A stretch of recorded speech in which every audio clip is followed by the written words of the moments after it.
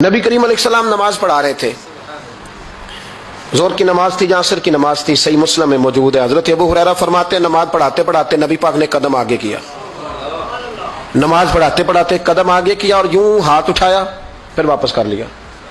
اب نماز پڑھ کے نا تو سلام پھیرا تو صحابہ عرض کرنے لگے یا رسول اللہ صلی اللہ علیہ وسلم وہ نماز میں پیر بھی آگے کیا تو ہاتھ بھی اٹھایا، تو وجہ کیا تھی؟ پہلا سوال تو یہ ہے کہ آپ لوگ نماز پڑھ رہے تھے یا حضور کو دیکھ رہے تھے؟ تو صحابہ تو پہلے ہی بتاتے ہیں کہ بھئی ہم تو پہلی صف میں نماز اس لیے پڑھتے تھے کہ نماز بھی ہوتی رہتی تھی اور چپ کے محبوب کی دید بھی ہوتی رہتی تھی۔ حضور سے پوچھا یا رسول اللہ وہ نماز پڑھتے پڑھتے قدم آگے بڑھایا آپ نے تو پھر پیچھے کر لیا، کیا تھا؟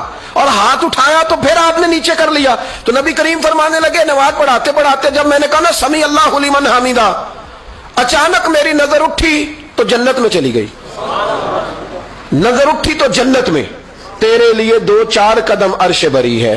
تو محبوب فرماتے ہیں جب میری اوپر نظر گئی نا تو میں نے دیکھا کہ انگوروں کا ایک خوشہ لٹک رہا ہے جنت میں، تو میں نے ہاتھ بڑھایا کہ توڑ لوں۔ حضور کھڑے ہیں مسجد نبوی میں اور فرماتے ہیں کہ میں یہاں کھڑے ہو کے ہاتھ اونچا کروں تو میرا جنت تک پہنچ جاتا ہے۔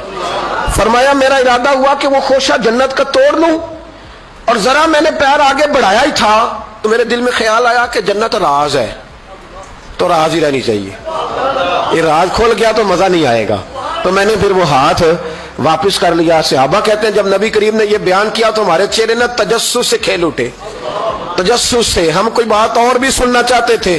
تو محبوب فرمانے لگے اگر میں وہ خوشہ توڑ کے لے آتا اور تمہیں دے دیتا تم قیامت تک بھی کھاتے رہتے تو تم سے ختم نہیں ہونا تھا۔